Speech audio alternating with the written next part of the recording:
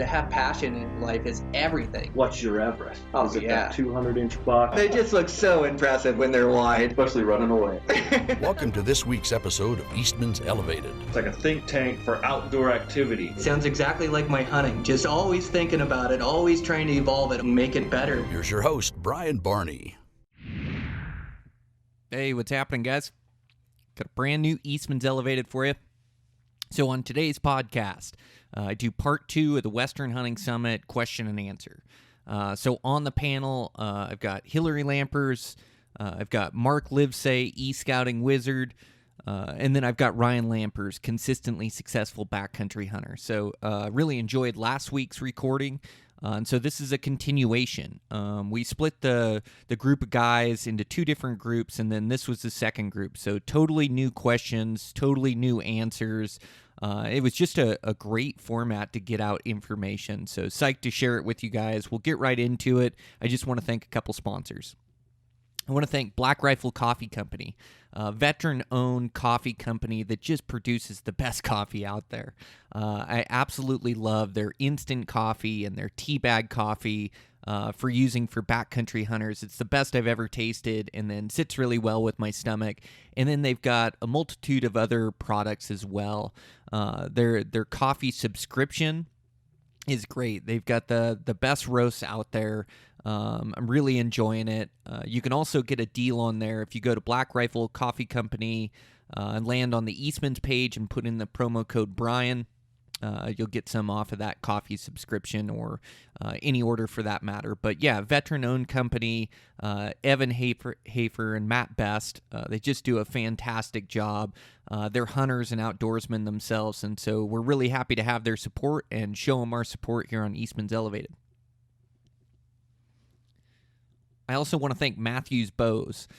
Matthews Bows, they've just been killing it lately. I've been so impressed with these last 3 years of bows have been my favorite bows that I've ever owned. The Verdicts, the VXR, and now the V3. It's just an amazing bow. That V3 is so quiet, so forgiving, holds a tune throughout the season. It's just been shooting great for me. I just got back from that Hawaii trip, which was an amazing trip. I executed some really good shots, and that bow did its part and put those arrows right where my pin was, which is what I'm looking for. But yeah, it just holds a tune. It's so forgiving.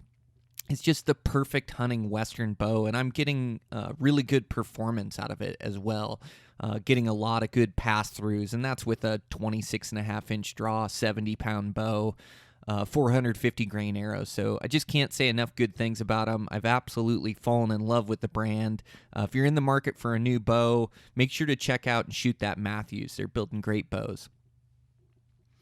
And with that, over there at Eastman's, we're giving away a Quiet Cat e-bike this month, giving that away through Tag Hub. So to Tag Hub members, Tag Hub is our internet research tool. It's just got tons of data in there for every Western state, every species.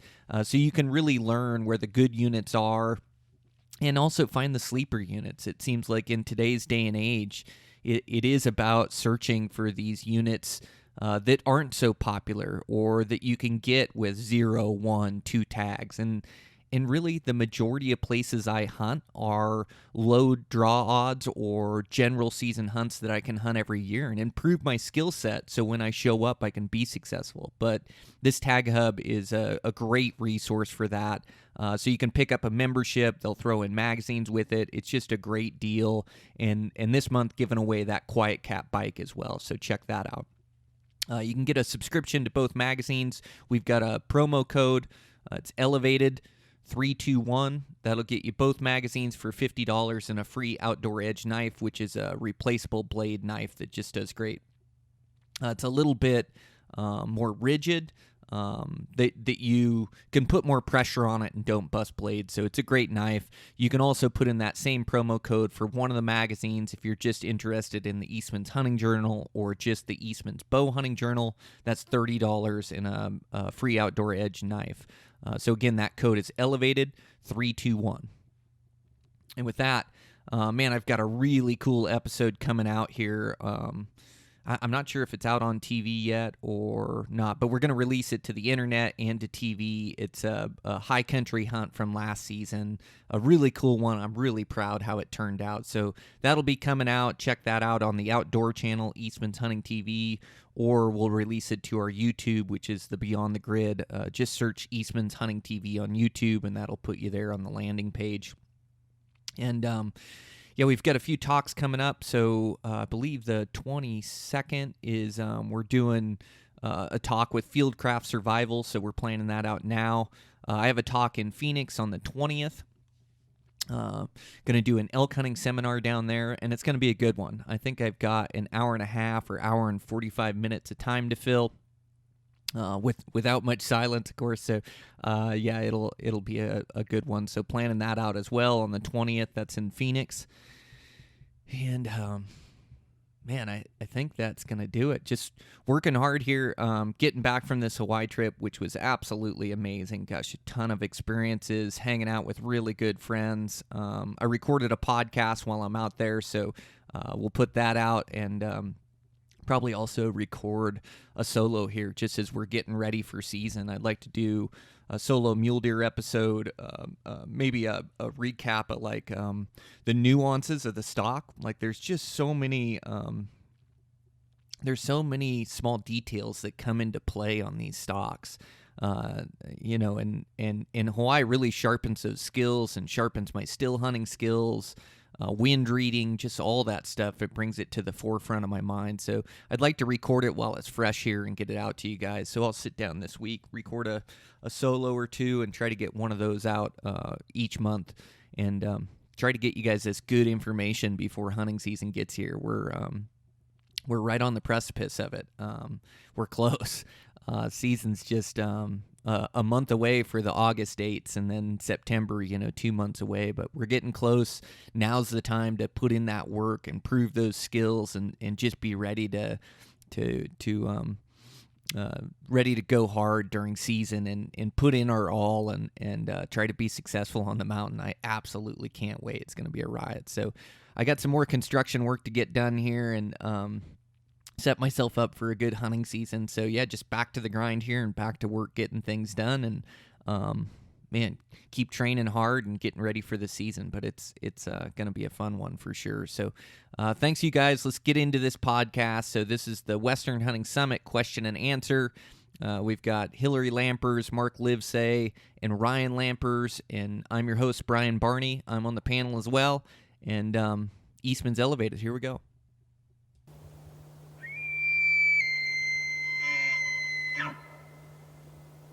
Okay, guys, we're going to do a live podcast here. So we've got some questions. I think we're going to end up asking some live questions and wanted to record it for the podcast. So thanks again to Ryan and Hilary Lampers. They've just put on a great summit.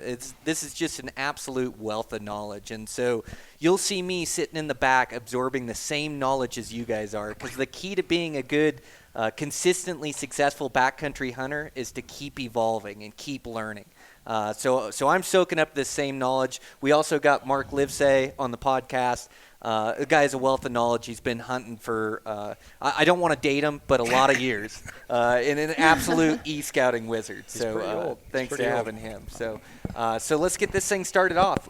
Where do we want to start with the question? Go ahead. I put it in there, but my question was for dehydrated meals, and I kind of asked you, what are some other foods that you can make some meals out of than the traditional, spaghetti, chili, mac, and other than those foods? What are some other? Okay, so I'm just going to repeat the question so we have it on here. So he's asking about backcountry meals. So not all dehydrated meals, and something that we use as a substitute, or other things that we bring in the backcountry that we like to eat, that we get good performance out of. Oh, man, there's so many different ones that you can make with that dehydrator. Mark's got a lot of pretty cool recipes that he can talk about. I think, aside from what you said, like spaghettis and chilies and things like that are really easy to make.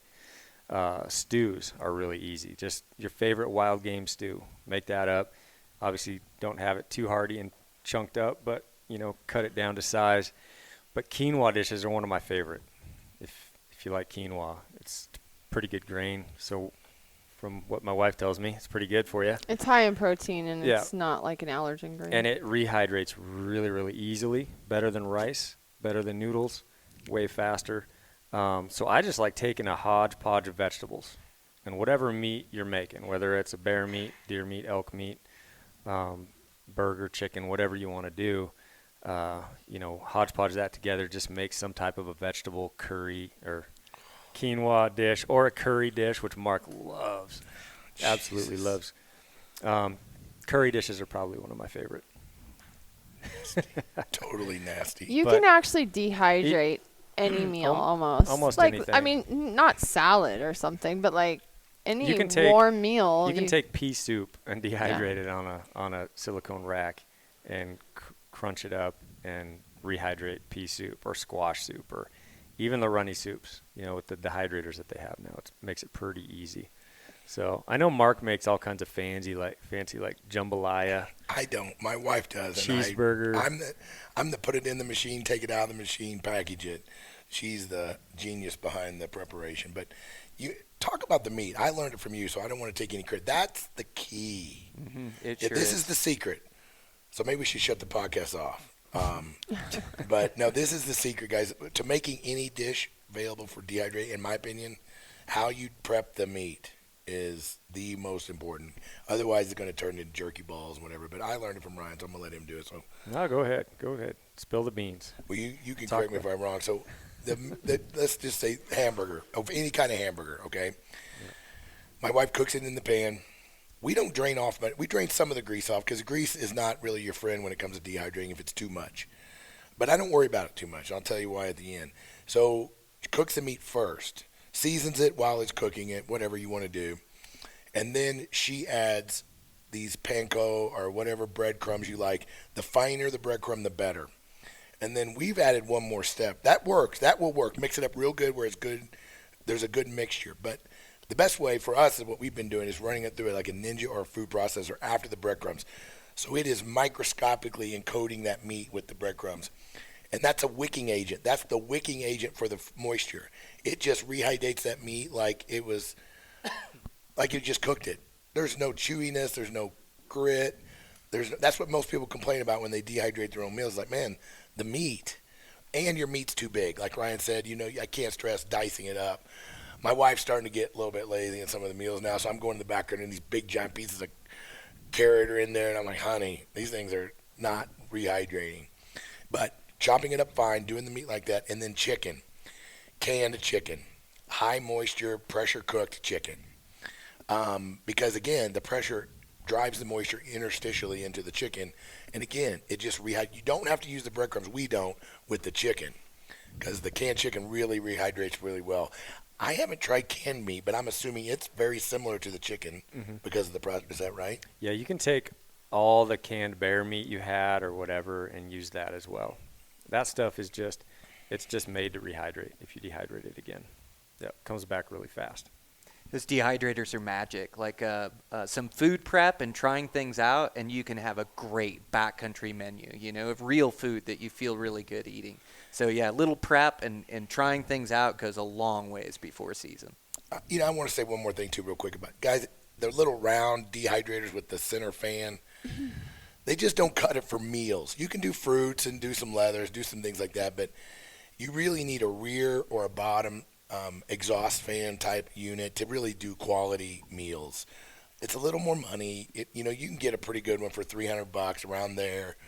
I know you've used several, but that's the deal breaker. That's also another deal breaker. Usually where guys message me and they say they hit problems, first thing I ask is what dehydrator you're using, and usually they send me a photo of those round ones with the hole in the middle, and those things just don't do it. They just don't cook it or heat it enough, and they get spots in there that don't get done, so they'll literally rot. It takes them so long to dehydrate. Whereas you take like a 9 tray or a 10 tray box dehydrator, like an Excalibur, Meat, that company Meat Your Maker, I guess, Meat Inc. They make a really good one, and it's even less than the plastic Excalibur that we've ran for years. It's $50 less, and it's a nice stainless, dehydrator. It looks nice sitting in your kitchen. 10 Doesn't tray, look like it's a digital. plastic rickety thing that's shaking all the time. It's quiet, way quieter than an Excalibur. It's got a temperature control. I think it goes up to 165, so it's perfect. And then it's also got a timer. It's got all the things that you need for a quality. And it's about the cheapest that you'll find out there for a 10 tray dehydrator. If you live in an apartment building and you're in an apartment, dehydrating your own meals is going to get a little dicey because the smell, when it's evaporating, it does aromarize the operation. She loves the smell. Especially if you're doing curry, like you're going to get kicked out of your apartment complex. Curry, liver's a bad one. Put it in your garage, man. It's so bad. It smells like death in your house. And onions and garlic. And it's great with watermelon and cantaloupe. You put that in there. It smells all fresh. And then you put onion and liver. And it's like, oh, my gosh.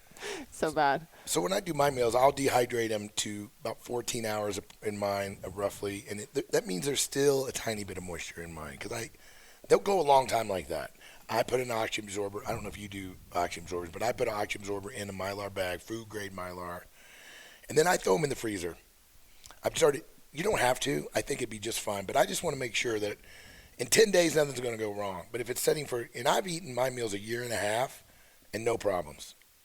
I don't know. I haven't tested much past that because I pretty much eat them as I make them, but I don't know if that helps. But on my website, treelinemepursuits.com, I have all the gear, all the bags, where are the oxygen absorbers, a little bit different dehydrators, but still same principle.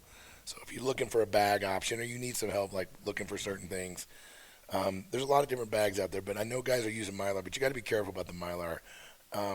It has to be food grade, meaning it withstand boiling temperature, because they can release some toxins if they're not that kind of grade. Yep. Good question. Yep. For beginner hunters, you're just trying to figure everything out. And I guess one thing I was wondering, if you're out there, is it better to have short, bald hair or long? Definitely not long hair. You start looking like a homeless person exactly. living under the bridge in the city when you have long hair. And you got a bunch of critters living in there and stuff. You come home and your wife is like, what happened to you? I feel like I got a natural ghillie suit if I need it. And Mark's shining bald head on the mountain when we were bear hunting was glowing. Hey, so Ryan was He down. lost his hat. It was Yeah, worse. I lost my hat too, like day two. I was a hot mess on that hunt. So Ryan's sitting down below, and I know he was glassing us and bears at the same time, and I know he was looking for us by my bald head up on the ridge. Also, yeah. I could see your bald head, and I could see Hunter Orange. Those two things jumped out at me. It's just it doesn't make the thing about being bald is I think you're more at a disadvantage if you've got a short. You're going to get sunburned more. You're going to have to take. I look like I just got out of the tanning beds when I got back off this hunt without losing my hat. So, like I said, ghillie suit, wind detector. I see advantages here. I don't see any advantages to Mark's bald head. there is not. I'm going to go with the long hair on that one. And it's warmer when the cold hits. You got built-in insulation. Man. Yep. I always see there's two different kinds of hunters. The camping to just rip, and then there's the other kind of hunters that just every morning says hiking is the best workout you can get for hunting. What do you guys think about what's the best way to get your legs in shape? Because you can bench press all you want, but that's not going to help you. Yeah, so he's talking about hunters, how you see two different types, guys that put a lot of effort into physical fitness and guys that don't. And I think it's definitely a spectrum. But what do you guys think about physical fitness? What are your thoughts on it? And then I'll answer.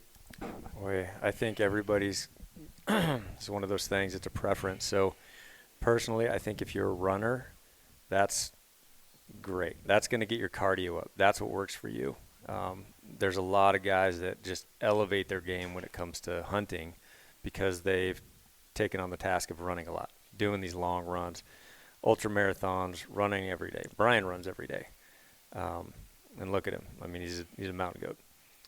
Personally, I used to run a ton, and then I kind of got out of it. I just kept having these little injuries on my knees and feet. So I kind of got away from that, and what works for me is hiking with weight. If I have one thing I could do every day to better myself for a hunting season, it's just hiking with weight.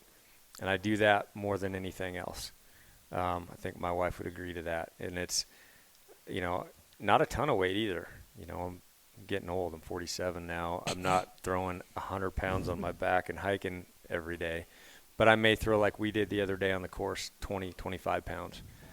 It adds a little extra.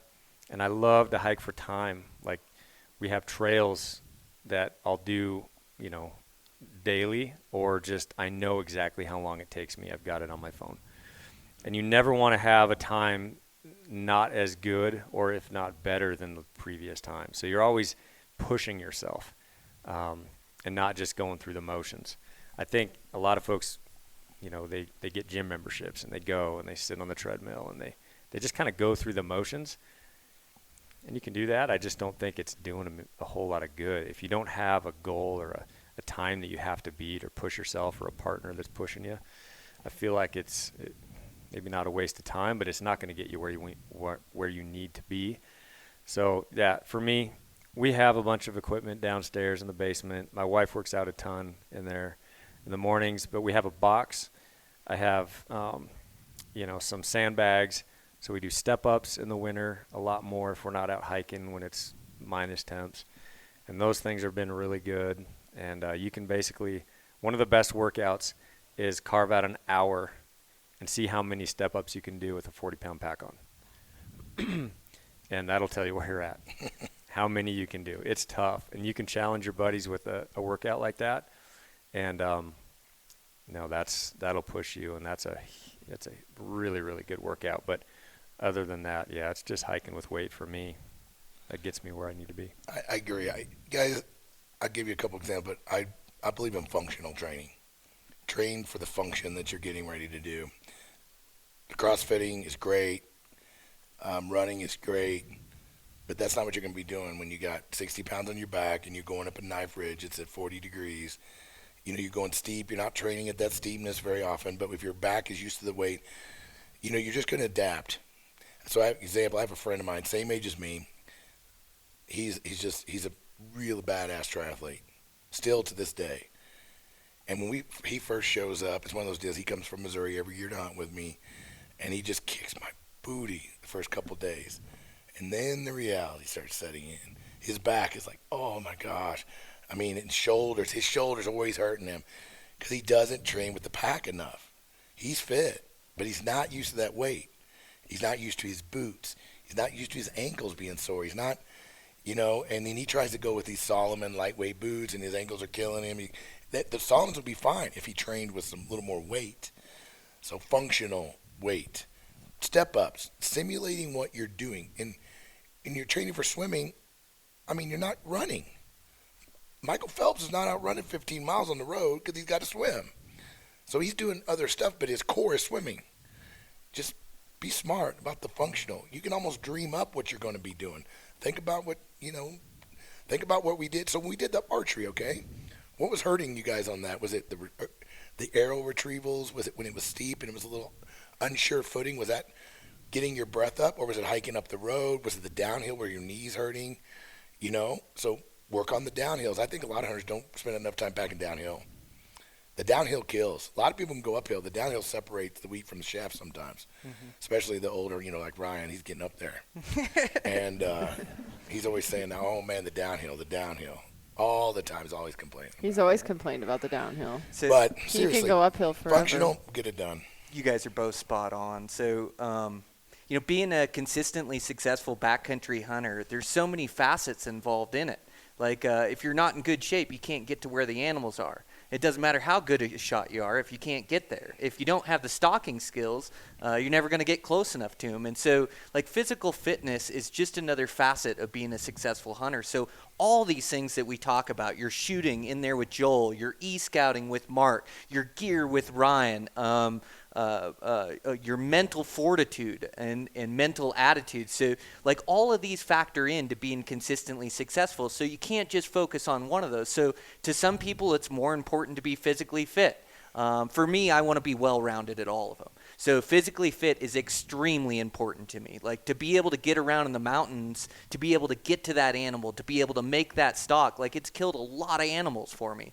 So I put a lot of importance in being physically fit. So I'm ready for the mountains and in running marathons and ultra marathons, like a 10-day backcountry hunt is tougher than all of those. It's the epitome of an endurance sport. Like you have to go for 10 days, day after day of putting forth effort. So I want to ready my body for that. The other thing I do is I use my physical fitness to train my mind. I add those layers of mental toughness on as I'm doing that training day in, day out. It builds discipline, making myself do it day in, day out. Same thing as a hunt, making myself go that extra mile. And so I really use my physical fitness for training. But I agree with these guys. Like I use trail running because I can put this high exertion on my body in a short amount of time.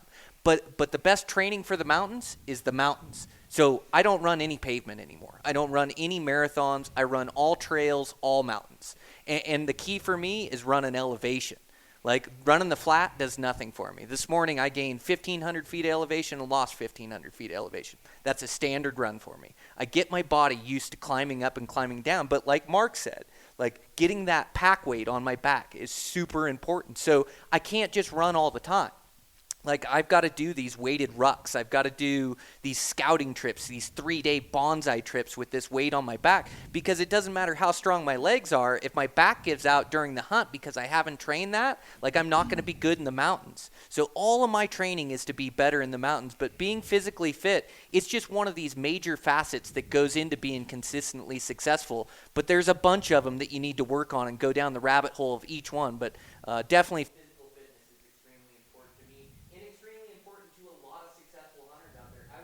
majority. And you used Cameron Haynes and Remy Warren as an example, and I've hunted with Remy. That guy is in shape. That guy can hike. But we all have a little bit different method of getting there, you know. So you got to find out what works for you. But yeah, it's you know, for me too. Like the running comes easy. The weight training is tough for me. So I've got to really put my focus on weight training and making sure that I'm getting that in a few days a week, so I've got a strong back and a strong core for these mountains. So, you know, doing my body weight exercises, kettlebells, push-ups, pull-ups, I've got to make sure I'm doing that every week as well. And like we've talked about being a small guy, like part of being a small guy too is being strong as everybody else out there to be able to handle that. You know, so for me, I got to make sure I get in that weight training as well. So that's what works for me, but everybody's got to find their own training that works for them for the mountains. What would you say the number one tactic is for harvesting mature mature bucks? Yeah, so I think number one tactic for harvesting mature mule deer bucks, you definitely have to work your way up the trophy rungs of the ladder. Like you can't start out wanting a 190-inch deer and just think you're going to go out and kill one. Like you have to kill a decent 4-point. You have to kill a 160-inch buck. So you really have to work your way up those rungs of the ladder of being able, you're practicing all those skills and you're building those skill sets. Again, you have to work on all these different skill sets so you show up at the trailhead undeniable. Like it's not the locations we're hunt, it's the skill set that we've all built over these years. So it's working on all these facets to show up on these hunts and being undeniable, to be able to put all these skill sets together, to be able to get in and be clutch on your shot, clutch on your stock. And so like I think that the biggest thing to killing big high country mule deer, big mule deer in general, is experience and honing those instincts. That's what I would say. Yeah, I couldn't agree more. I don't know how you top that answer, Brian, but I think one of the things that first popped into my head is that last little bit before you get that arrow loosed. You know, I think a lot of guys will find a buck. They'll see a buck. They'll get a stock on a buck, but it all falls apart. Maybe it's the last 60 yards, 50 yards, 40 yards. And that's where things go wacky and it just doesn't work out. They either take a bad shot, they don't know what they can get away with. I think that's a big part of it, like Brian alluded to with experience. You realize what you can and can't do when you're that close. And I think that's just something that you have to do with repetition. That's why chasing bucks, maybe not 190 bucks out of the gates, practicing on those younger 140s to 150s, 160s, getting as many stalks in as you can. And over time, you just kind of figure out like what you can and can't do in those tight quarters.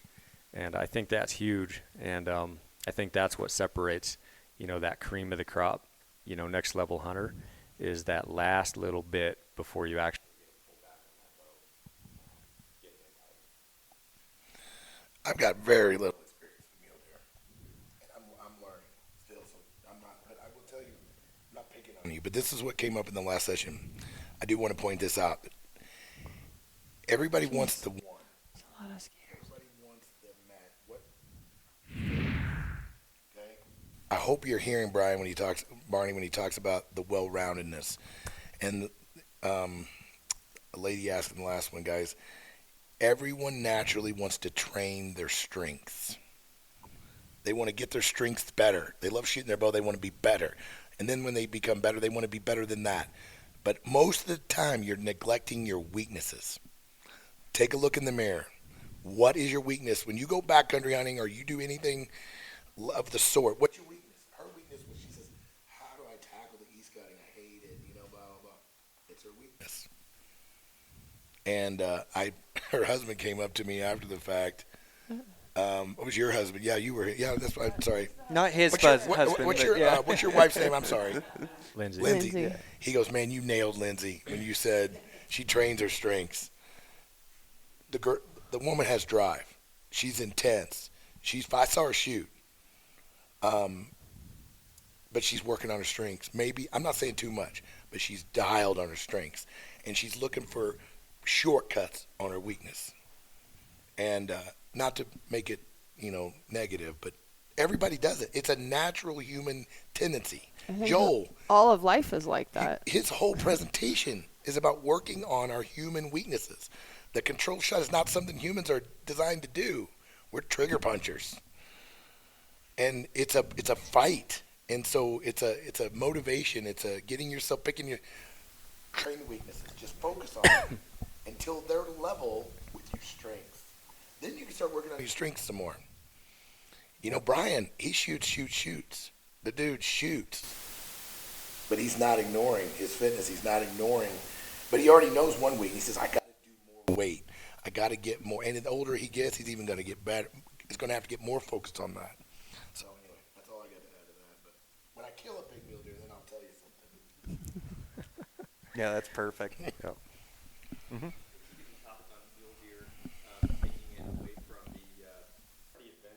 That I like in this thing that we do with hunting is finding those secluded areas and just never having to worry about folks. It's just a better feeling. It's a bigger accomplishment for me if I can find that area. Sometimes there's not animals there, but most of my scouting, most of my hunts are planned around an area, whether it's through e-scouting or whatever, an area that it just isn't going to get looked at that often, where they just grow old and die. That's where I want to be. It's where animals are just not going to get looked at. For me, I do hunt mule deer during the rut quite a bit. That's kind of most of my experience with mule deer. For me, this morning we talked about glassing. The name of the game for me is putting my eyes on as much country as I possibly could put on when they're in the rut, because the deer are on the move, and the more country I can see, the more chance I got a chance to see movement. All I need to see is the buck. Like Brian said, if you see one, if you can just glance, there's going to be some others there. Those does are not going to be not being bothered by other bucks. They may not be right in the mix, but if you can get pinpointed, and the more country, like bears, it's kind of the same way. The population of bears is only so much. The more country you can see, I'd rather hunt a little bit lesser country personally, where I can see more country for the more chance of movement than to focus on one particular drainage. That's just my take. So analyzing, testing, proofing those glassing spots, using the tools we talked about, the view shed tool, all these tools to see what I can see from this spot. So when I get there, I already know what it's going to be. And I'm comfortable, I'm confident, I feel good about getting there. And I'm excited about going there. So it's just not aimlessly walking around for a high rock that you can see from. It's pre-testing, pre-proofing, and getting there first light and staying until last dark. We've talked about that like all weekend. So that's really for the rut, man. It's just being in the position to see him move, and then once you see him move, then you can start making some game. And rutting mule deer, man, they just don't stay still. And sometimes they're kind of challenging to get caught up to and intercept, and so I just feel like I got to see as much country as I can.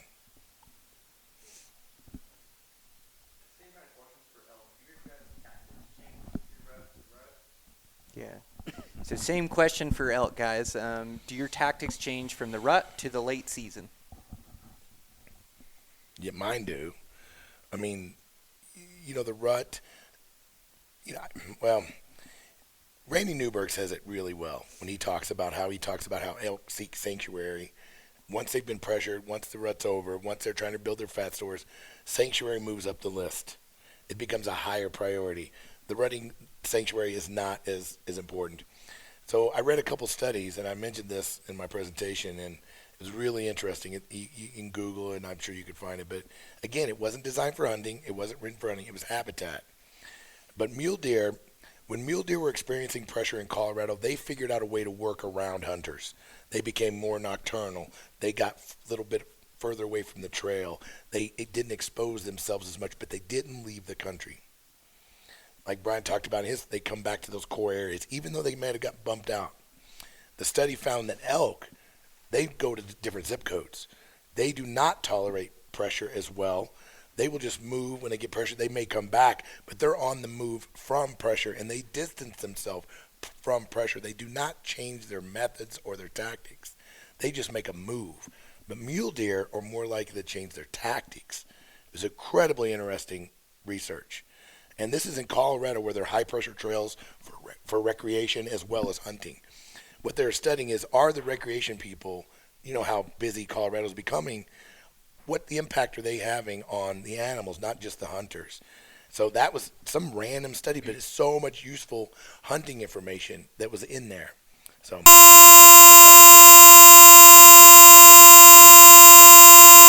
describe it in this study like how they manipulate and move around the people, and just kind of almost like whitetails kind of do a little bit.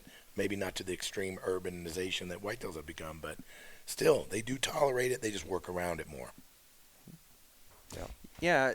So I mainly focus on elk during the rut, September, October, but I gained an incredible amount of experience rifle hunting elk late season in my early days. And so, yeah, their habits just change. They're a different species from the rut to the late season. And so during the rut, you're hunting the cows, you're hunting, these bulls will make it down, they're rutting the cows, they're around. And so you're really hunting the cows more so. As it goes to late season, yeah, these bulls, they get beat up from the rut. They run off all their fat stores. The only thing they want to do is be secluded and feed and put this weight back on. Now, bulls act different than cows. So a lot of times you're not hunting the big herds. The big herds aren't going to be where the big bulls are. Every once in a while you'll see a 5-point running with them. Maybe you'll catch a 6-point in October, still kind of rutting these cows. But as it gets late season, these bulls will start running solo. And these bulls will start running in bachelor crews.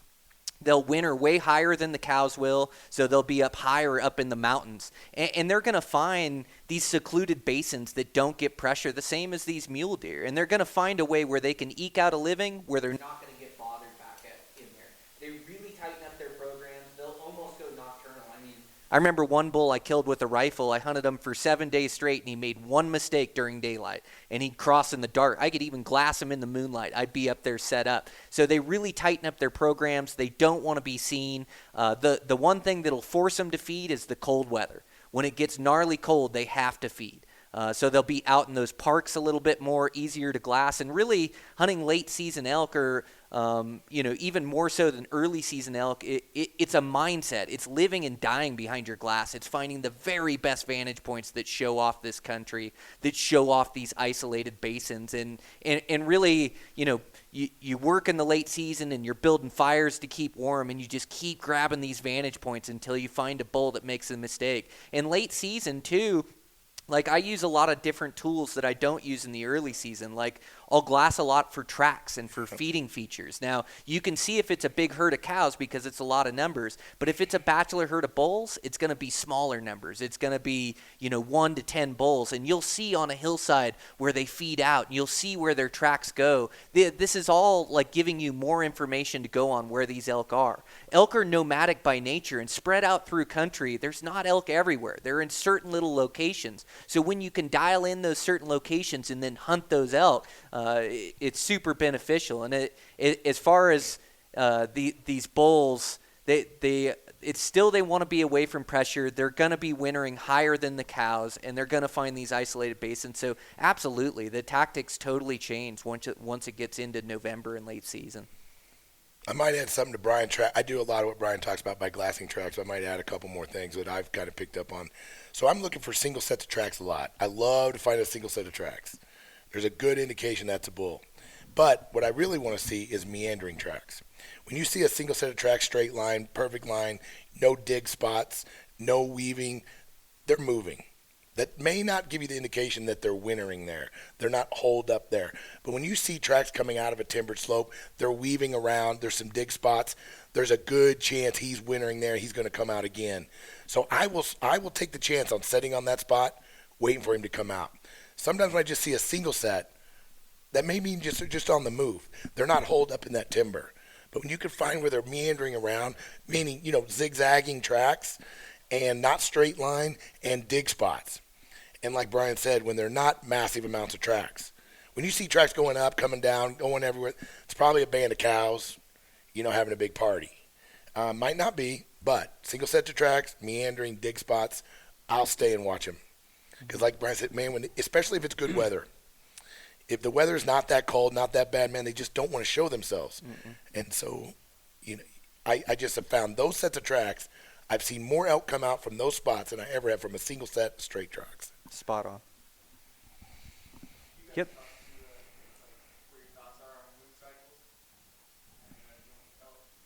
So moon cycles and elk, what do you guys think? I don't pay attention to the moon. Yeah, at all. I'm going to hunt every day I can hunt. Yeah, I don't put any weight in it. I'm sure they feed more during a full moon because they can see more, but I don't even know if I buy that. What happens when it's overcast? Like, I know those whitetail guys are really dialed into it. I don't care what the moon's doing. I don't pay any attention on my hunt dates in September. Yep. I have a couple articles there, if you want to look them up on Go Hunt, that I've written in 2018, 2019. For the equinox. See, these guys have lived out here hunting so from Missouri, we kind of had to be a little more strategic with our days. So I get asked that, what are the best days to hunt elk? Any day you can hunt elk. But if I have to pick, if I got 20 days, it's 10 days before the equinox, 10 days after the equinox, no matter what the moon's doing. If I got 10 days to hunt, I'm 5 days in front of the equinox, I'm 5 days after the equinox. The equinox is what's going to trigger the light refracting is what's going to trigger the rut, not the moon. Now, they might move around a little more. You hear whatever. I just don't have any preference on moon. Yeah. I'm more dialed to that September. This year I think it's the 22nd or 23rd.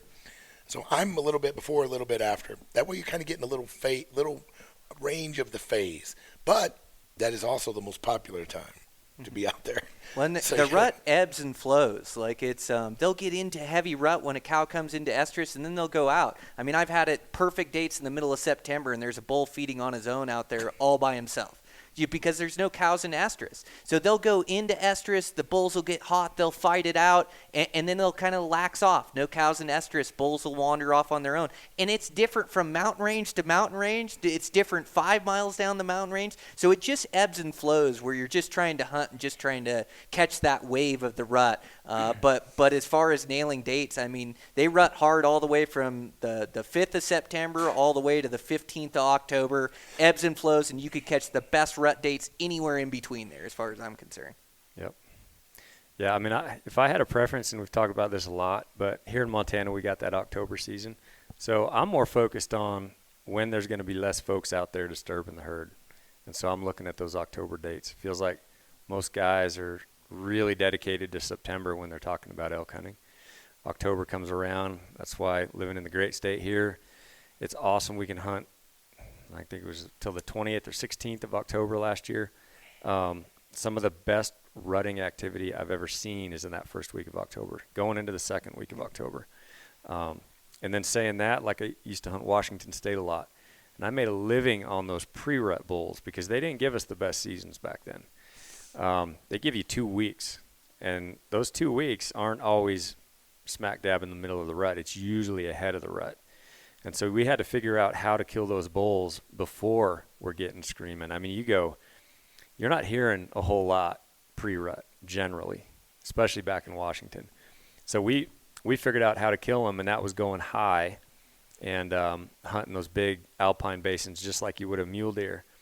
And literally I was killing bulls so close to these snow fields, killed one off a glacier field one time. And that's just what worked there. No bugling going on at all, no rut activity whatsoever. Moving higher on the hill, way above where the cows are typically rutting. They're going to be rutting a couple weeks from that point. But that was my go-to, and it worked really, really well. It was just going higher on the hill when they're not talking, and not talking a whole lot, but trying to glass them up and go for them that way.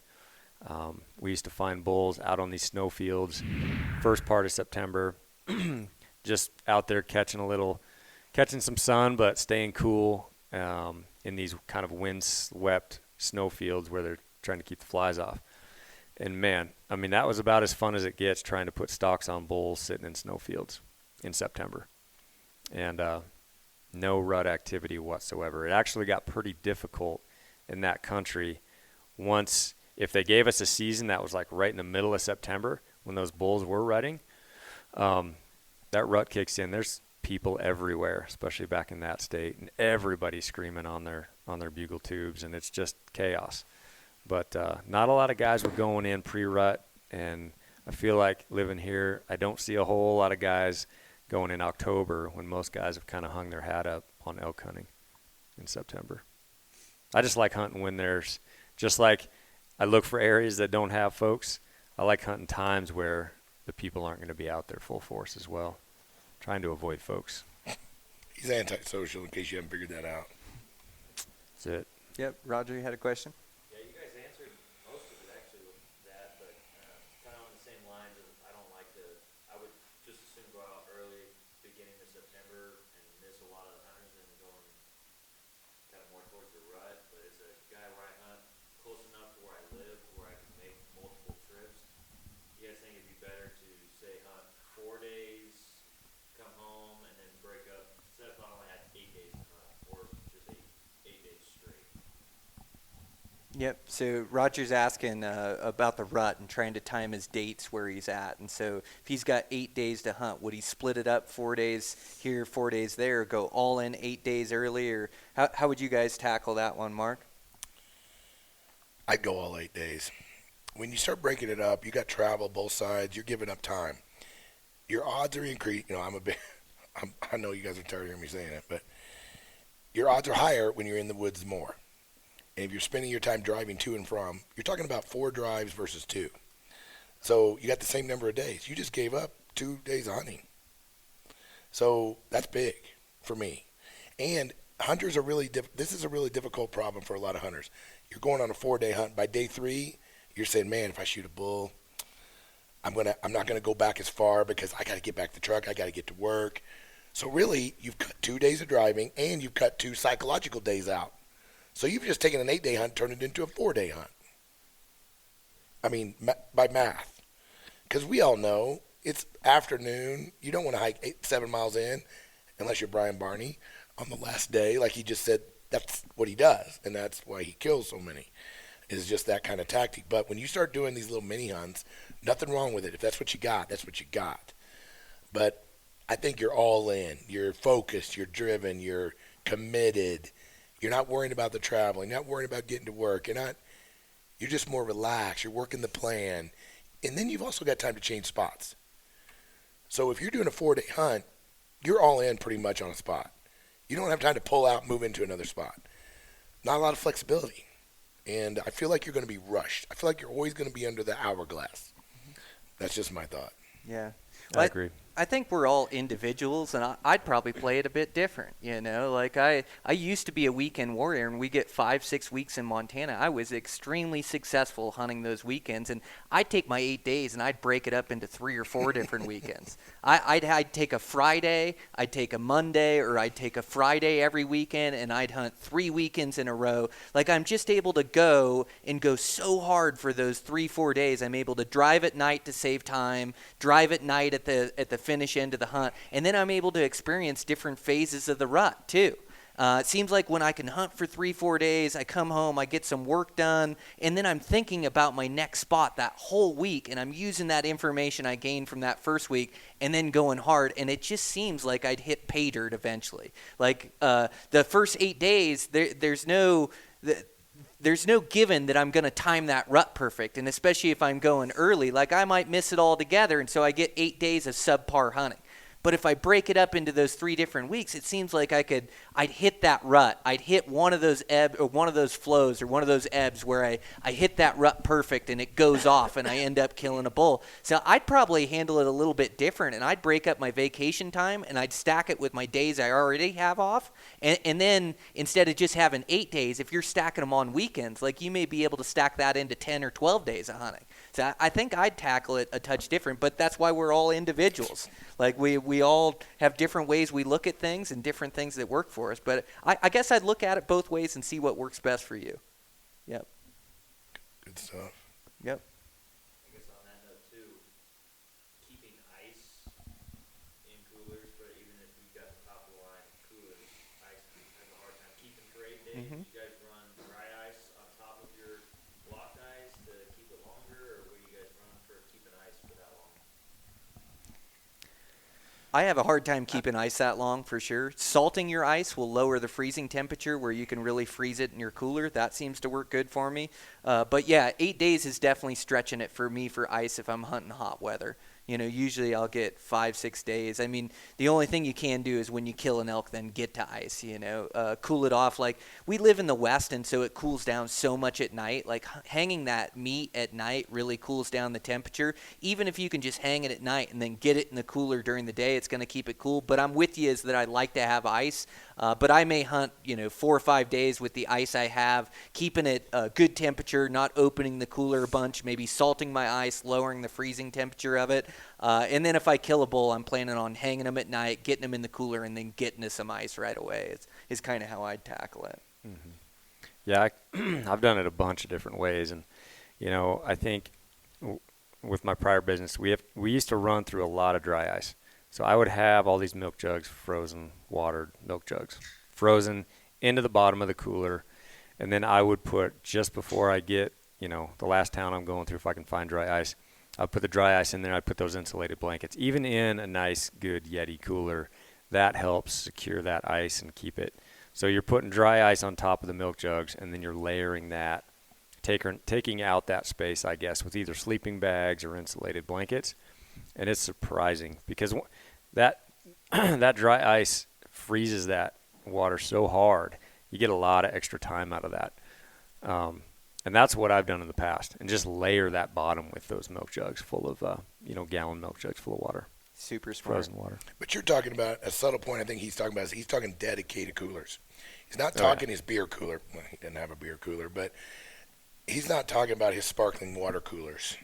That's a completely separate cooler. Right? So you're not. My LaCroix cooler is, It's a dedicated setup that's sealed, never opened. Yeah, you're right. Ready to go. But I want to add, too, especially for you new hunters, guys, the meat, there's some theories on this, and Ryan, I hope Ryan will speak this, but meat that's cool and wet is in more danger than meat that is warmer and drier.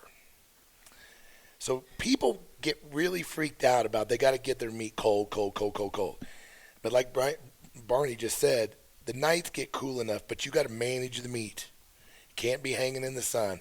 It can't be just bacon. But you'll be surprised at what meat can tolerate if it's taken care of, if it's dried, if it's deboned, if it's got more, it's got more air circulation. Air circulation, dry environment, no direct sun. 70 degrees, 75 degrees, man, I've held meat a long time at those temperatures. So I'm not as likely to put it in the cooler unless early season, really difficult situation. I was in New Mexico this last year, and I had a very difficult situation. 90 degrees, that's a whole nother ball game. Never gets cool at night. So I manage the cooler situation like that. But, I mean, do you agree with that meat thing? I mean, he stayed at camp on the bear hunt, and I was managing meat the whole time. He was kind of being the camp mom, but down there, but managing llamas, had to make sure cutting llamas firewood. didn't get eaten. But he was moving that meat all day long, just kept moving it to the best spot, and the meat was perfect. Who was it that said last week? They said one of the instructors. Was it you, Brian? Might have been me. That, I talked about it. That a bit. when you kill an animal, their body temperature is That's exactly right. high. Like all of us, we have a normal body temperature. And the minute you start cleaning that animal out and sectioning it, its meat's cooling down just from the natural temperature it already is, which is, pretty high. So you can actually put that meat through a lot before it gets spoiled because it's still cooling down even from what it was when it was alive. Yeah, I think Mark said it right. You'd be surprised at how long you can have, meat sitting out, hanging. I think that first night is really important when you pull that thing off. Getting it completely cooled down, tacky dry. I think that's a huge part of how long you're going to be able to hold that meat. But we're always adjusting. There's never one set way. We pulled a bear off the mountain this year. It was bloody hot up there, like really hot, and it was going to be hard to get it, really cold because the evenings were hot, the nights were pretty warm. So in that situation, we had a really cold creek right next to camp, and I literally dunked that meat in the water, which is something not a lot of people preach doing that and getting it wet. But we had, I don't know, that creek was 50 yards from camp? Yeah. So we got it down off this hot day. It's in our packs, heat of the day. We get it down there, and I'm soaking that to where it is completely chilled. Not to the point where it's starting to fade the meat or anything like that.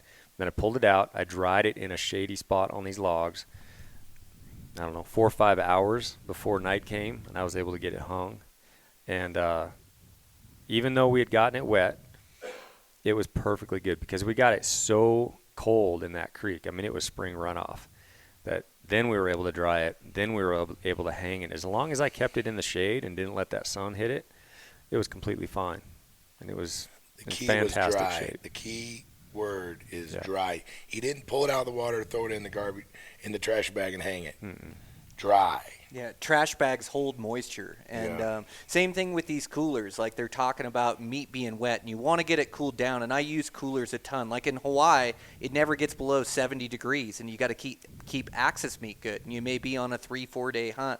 But once that meat gets wet like that, you're on borrowed time. It's always good at night to pull that meat out of the cooler and hang it up, get air around it. That thick skin that gets around that meat, that's a good thing. It protects all the meat inside. So you want to get that thick skin. So every night, no matter where I'm trying to pull that meat out and get air around it. And as far as being in a cooler, you're on borrowed time when the meat gets wet and sits in moisture. You got maybe 3 days. It keeps cool, but you got to get it butchered up. So what you want to do is you want to block up your meat off the bottom of the cooler so it's never sitting in water. You're always draining your water out. You can use 2x4s. You can use frozen Milk water jugs, bottles, yep. frozen milk jugs. But you want to get that meat up out of the water when it's sitting in that cooler. You don't want it sitting down in the water. But yeah, you can get away with a lot. Like Hilary was saying, that animal's 98 degrees when you kill it. You just want it cooling down. You want to get the hide off quick, and the shade's going to be 15 degrees cooler than the sun. Direct sunlight will bake it. But if you manage your meat, I've hunted game animals in 100-degree heat, animals all over in the early season. I've never lost any meat. I've always been able to care for it. So one of the things I do is I build exactly what he's talking about. I have 2x4s on their side with 1x3s crossed. I build them exactly to every cooler that I've got. Got them stacked in my corner. Whenever I grab them, I just grab the one that fits the cooler, throw it in the bottom, and that keeps the meat out of the water. Mm-hmm. So you can put, and then I leave the plug open. I don't want no water in that. Not only do I not want my meat in the water, I don't want the vapor. I want that water draining. So I'll park my truck. I'll do whatever I have to keep an angle, put a rock, so it's constantly draining that water. Now, I lose a little ice like that, but no vapor, no humidity. It meat's dry, but it's cool. And that little rack system is super easy to build. And by the way, when you go camping, who likes lunch meat that's been floating around on the bottom of your water? So started using for our family camping trips those little racks. They work great, but just about inch and a half. And so I mean that's what I use to keep it up. So we got a little cooler downstairs. It's called a Dometic, I think. They're not cheap by any stretch, but it's got this little, that little power box that we're using out here for the Julka showers. That's what this thing runs on. It's a freezer, it's a fridge, it's whatever temperature you want to set it at. I think it's a game changer for us guys because you don't have to have ice. You can have that cooler completely bone dry. This will be the first season that I actually go into a hunting season and try it, but we've been using it here. And that little Dometic power box, that keeps that cooler. I can chill that thing. I can run it down to in the teens, 20 degrees, whatever, and freeze anything inside there, or I can run it to 37 degrees and just keep it as cooler. And so I can travel basically just like with a running refrigerator or freezer. And I think it's 100 quart. It plugs into your cooler, cigarette lighter. Cigarette lighter. It's money, and it's big, and it'll hold a lot of meat. And no ice required. That's super cool. Yeah. I think they're brand new, so they might give us a code, and at the end of this, I'll send texts or emails to all y'all with codes that we have for any products that we can get for you, and we'll try. But yeah, it's slick. It's really cool.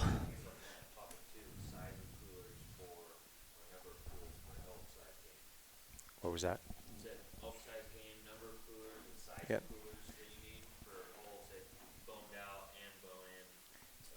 So what do they measure? I use the 110. Is that 110 quarts? Quarts. Okay, that's what I thought it was. Yeah. You use 2 or 1? 1. You can get a whole elk in there, Whole elk. boned. Yep, boned. I can actually get the quarters in there too. Really? Yeah, I've got one in there before with quarters. Wow. I can't really do that. You must. Yeah, with ice in it. Yeah, definitely boned. You're right, bone in. I think I can get the hindquarters in there, and if I bone the fronts, I think I can get a whole elk in there. Yeah. It's pretty tight with a whole elk, but I can get ice and a whole elk in a 110 for me. I run a little more because I usually got 12 packs of adult beverages or other things got to go in there. Yeah, I got the one. I think it's the 125. That's what I run. Yeah, that one's pretty slick.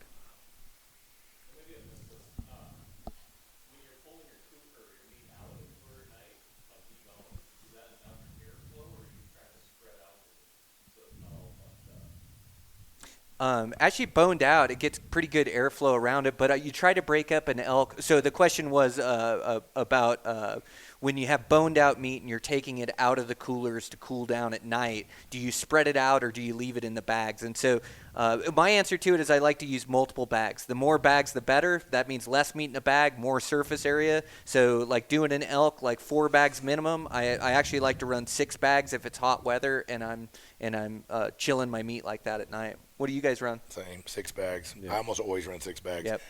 Not for another plug, but those Graxaw 6-bag, money. Yeah. What are those game bags called again? Graxaw. Graxaw. Yeah. Yeah, they super lightweight bags, and you've been using them for a while, right? For Ryan? a long time. Yeah, Yeah, and those, I think they say 40 pounds per. Mm-hmm. So I add a few of those bags to it. So it's even more bags. It's more like 8 bags. They're pretty small, but 8 bags and you're going to get, I think, what's the average, would you say? 300 pounds 300. off a bull. Yep. So if you can get 40 pounds per bag, yeah, you're going to need a few more than the 6. Yeah. Do you guys have those on your website? I don't think we do. Okay. No. No, Austin sent us a bunch. If you want to buy some, they're up here. We got a box of them in the back. So. No, we've been using them for a handful of years They here. look like great bags. Yeah, they're fantastic. Super lightweight.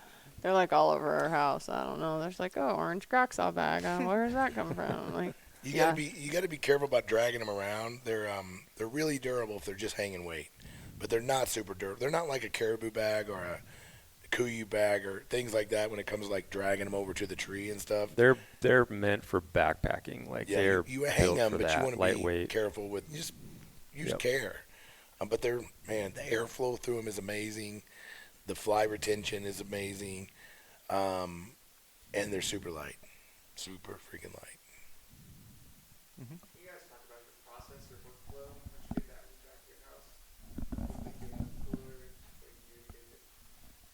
The workflow, the meat workflow. Yeah, good question. Right, this is a whole podcast Oh in man, itself. don't get me started on this. We could do a whole day on We this. geek out on this stuff too. I'm always trying to one up him. This He is makes- usually what these two talk about all the time. He makes sausage, I make better sausage. He makes brats, I up the game, make better brats. Just kidding. I'm kind of a freak about it when I do. I just love. I've been doing my own meat since just early days of whitetail. So this is how bad I am. For Christmas, I asked my wife. It took her 2 years to come to her senses, but I asked her for a 30-quart electric stuffer, and so I had a guy come over one time, and he worked in the meat department at the store in town. He comes over and he sees I have a hand crank 11-quart LEM, one in there, and then I pulled down this 30-quart, like foot feed. You got the foot feed. Foot feed stuffer. Definitely one with all the interchangeable parts, and the guy says, "Dude, our meat department has a smaller one than your crank, and we're doing commercial brats, but I can do about a mile of brats in about about an hour." But it's you don't have to go that far, but. Your own meat. I do not age beef. I do not. Now, I know people are going to disagree with me. I do not age elk wild game. I do not hang it. I do not age it. It can't get off the hoof and into a brat fast enough for me. So I'm not into that game. I don't like it like that. I just don't. It's just not my thing. I know a lot of guys have a lot of success with it. They want to treat them like beef and they want to age them. I get it. I know guys that do a month in the.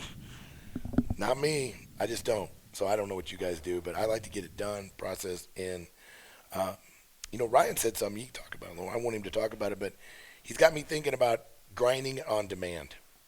He does a lot of that, and there's a lot of good qualities for that, and I'm going to steal that. I'm going to claim it to be my own after I do it, but it didn't come from him. He's been talking about it all weekend, and what he means is taking a chunk of meat that he freezes whole and just grinding it and dealing with it as they're making it, as they're preparing it. Really quality way to deal with it versus freeze or burn. The more surface area you create, the more, you're shortening the longevity of that meat. How much? I don't know exactly, but and vacuum seal. I want you to talk about some of that because you do it at another level than I do. Well, where that came from was just, during hunting season, it can be so hectic, right? So trying to speed up the process. We're not doing all the sausage making. We're not doing all the burger grinding and the pattying and all that at the time of. We're getting all the choice cuts. We're getting the back straps, cut to size and vacuum packed, chamber sealed. We're getting the T-loins in a certain bag. We're getting the certain cuts on the hindquarters in certain bags. But all those other cuts that we would typically burger, we're just putting that in its own bag, maybe 1 to 2 pounds. And we'll fresh grind that later. We've got a little grinder in the kitchen, and as we need it, we pull it out, we thaw it, and we can add seasonings or whatever to it if we want. Fat if we want. Sometimes yes, sometimes not. And it's just a good way to do it, and it's just to speed up the process as far as sometimes we're just too busy in hunting season to do all that. But as far as equipment, some of the pieces that I'd recommend is as far as a grinder's a big one. I've got that 1 3/4 horsepower grinder. It's a monster. It makes. There is a smaller one that Meet Your Maker makes, and so for me, if your wife, I don't know about you guys, but I'm guessing carry it. I'm guessing your wives probably do a lot of the cooking, right? So I'm all about let's grind the meat, but this thing is it's a full on. And then I gotta carry it, get it on the counter, and then you gotta clean all the parts, and then you gotta put it back because it's huge. You can't keep it on your counter in your kitchen. It's really heavy. So I saw Corey when you guys made brats. He had exactly the same as a little tiny one, and I was like, that's the one I want. So if you're gonna do this grind as you go, you may want to get one that's smaller so your wife can move it around. She can grind whatever. The pieces aren't huge. So we have a little. But we have a Cabela's one. Little half that's really bad, horsepower but it works. one. It's slow. It's got a small feed to it. But if we really want to make brats and we really want to grind stuff and make a bunch, we made a ton of brats for this. And so we ground up a lot of meat. And that 1 3 power, you can't even keep up with it. I mean, it spits it out so fast. Yeah, the wife doesn't like carrying it around for sure. But it grinds. Heavy. It is like, you know, It's if you've fantastic, driven like though. a Ford, I don't know if you drive a Ford, but like if you drive like a Ford, when you're like in college and it's like the doors are about to fall off and everything, and then you get a great job and you buy yourself a Lexus, or, you know, and you're driving this car and you're like, oh my gosh, that's what this grinder is like. When you have a little Cabela's crappy grinder that shakes when you put meat in it, it feels like everything's going to blow off. And then you put meat in this grinder, it's like the most satisfactory feeling. Better. You're just like, Yeah, bigger's better. and it's really, so I would recommend spending the money on the better grinder. Well, and the thing is, like, what you'll find with grinders is they'll heat up on you. And with that 1 and 3 horsepower, it's got a wide opening. Like I said, you can't feed it fast enough. It doesn't take you very long. Like, in 20 minutes, you could have your entire elk ground up if you wanted to. And so it's really not on that long. And it spits it out, keeps the meat really cold. Probably the one piece of gear that I'd try to recommend to everybody I can, and a lot of people are trying to vacuum pack, you know, all their meat products with food savers. I don't know about you guys, but food savers have never treated me very well. They don't last very long. The seals break on them. They don't get all the air out. You get freezer burn if you don't eat it right away. I think everybody should have an air chamber sealer. Everybody. You got one yet? No. So I'm better. I one-upped you on that one. You upped me on that one. Air chamber sealers pull all the air out. It's pretty fast. It's just a way better system. I can't believe Mark Livesay does not have an air chamber sealer. That's ridiculous. It's the only way to go. You already had it first, so it was anticlimactic for me to get it. So we all take so much pride in this meat that we procure.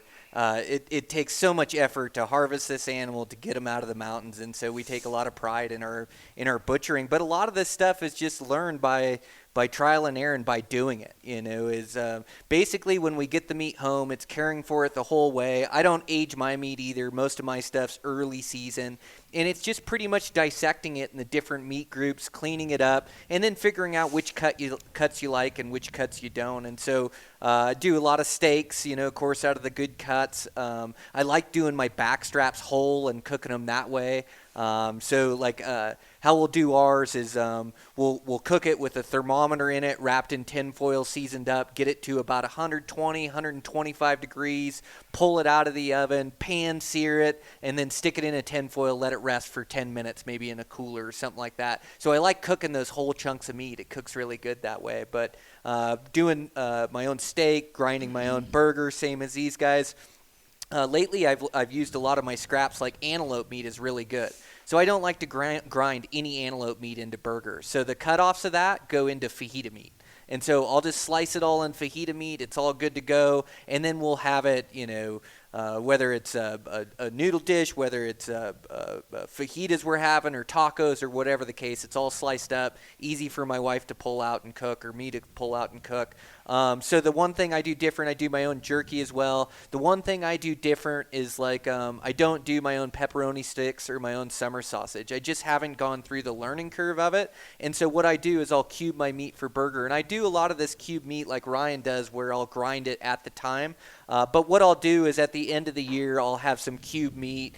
Find a trusted butcher shop where you get all your own meat back and ask them the questions like, how much meat do I need for my own lot? Because a lot of these places are just grinding meat and passing it back to you. So find like a really good butcher that you can trust and know that, okay, a 35-pound lot of meat is going to make one batch of summer sausage. I'm going to get all my meat back. Then they'll put the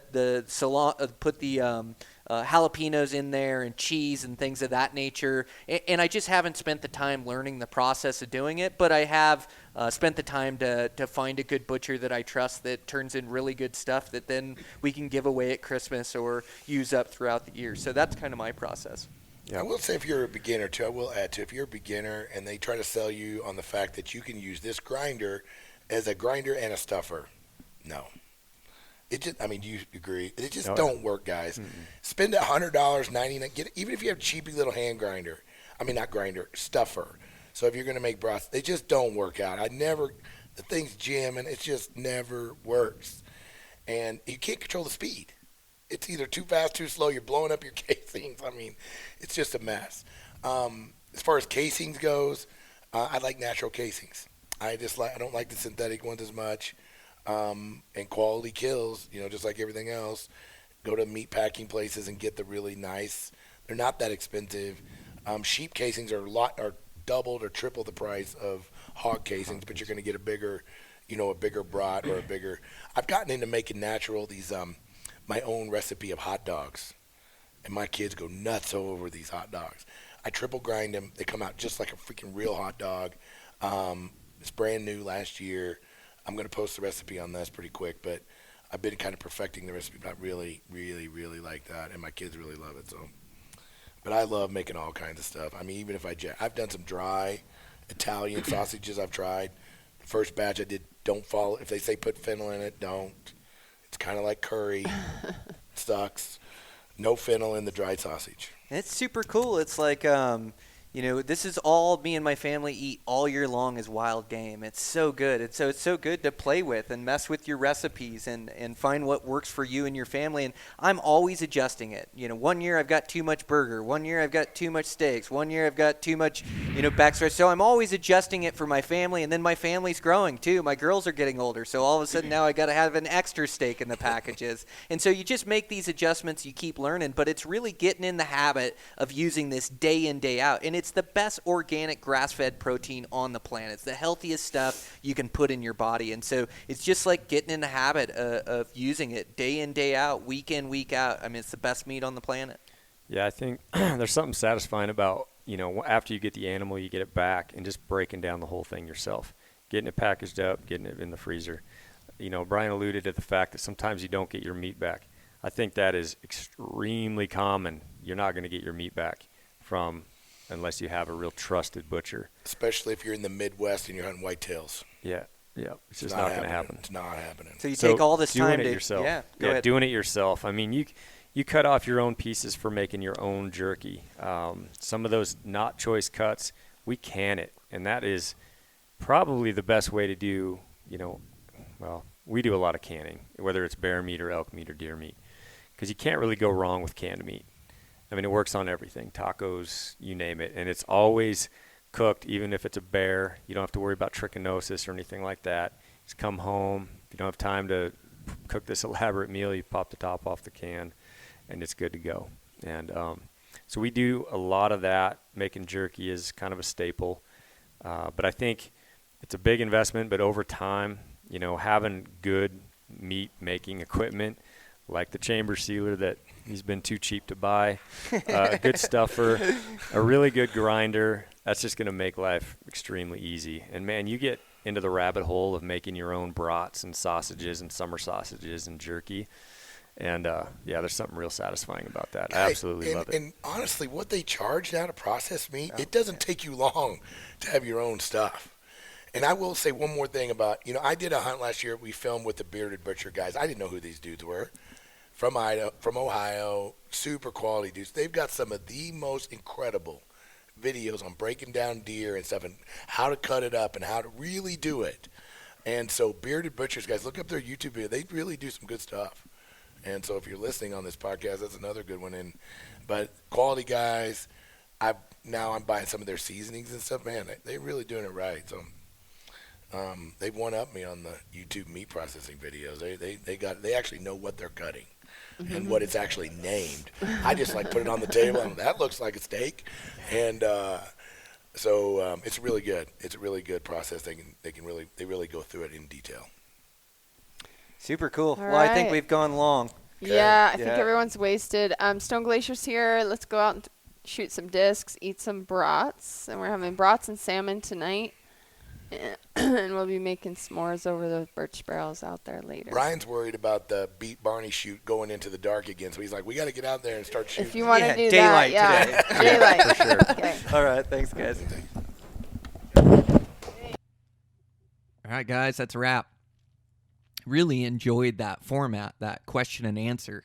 I thought we got out a lot of good information there.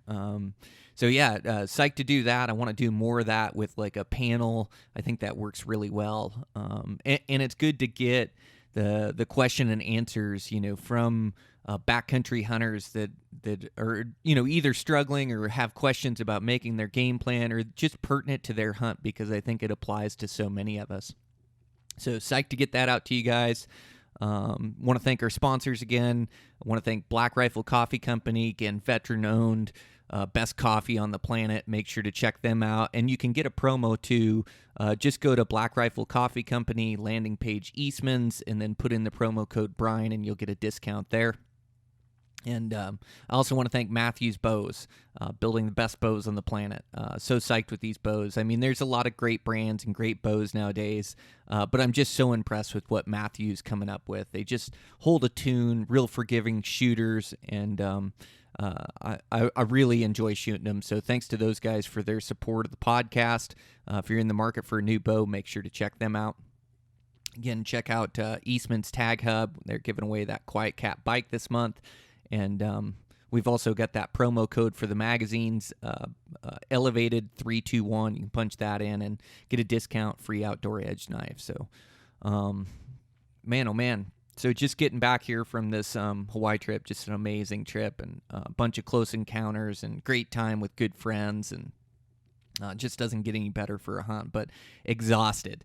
Ran myself ragged out there in the heat. Well, it's not even really the heat, it's more the humidity, but I guess a combination of both. But yeah, we were going from the minute we hopped off the plane till the minute we left, and just getting home. I finally got a good night's sleep last night, so feeling human again anyways, but just recovering from that and getting ready for the next one. So yeah, I've got an August hunt coming up here, and super excited about that. So just need to get my work done and responsibilities done, and make sure the family's good, and do all those little things, and continue with my heat training. August is going to be hot, and these western states are struggling right now. We're in a drought in the majority of them, and there's going to be fires. They're already, it's already smoky here in Montana. We've got a couple burning. They think they won't get the one out that's down south of my valley until October. So pretty spooky stuff this summer with the western fires. We're definitely going to be dealing with the elements during our hunts. We're going to be dealing with smoke and heat in hot summer. So we have to be prepared and ready ourselves for it. So tough to glass through that stuff. So, but anyways, it's the hand we're dealt, and we have to play it to the best of our abilities. So we need to make sure we're ready. So keep up the training. Man, oh man, get some work done, some responsibilities done, pass off some of these houses, and I'll be sitting in good shape for season. So thanks a bunch, you guys, for the support. I hope you guys enjoyed the Western Summit question and answer portion. I'm going to get creative here before season and really get some good ones recorded that are pertinent to Western hunting and pertinent to the season that we're hunting, to help you guys be more successful and give you some entertainment. I know a lot of us have a ton of windshield time across the West for our fall hunts, and it sure is nice when you're entertained by a podcast. So going to make sure that I get you that good information and present it in an entertaining format as well. So thanks, you guys, for the support. I appreciate you. Keep working hard towards your goals. Season's coming. And check in with you next week.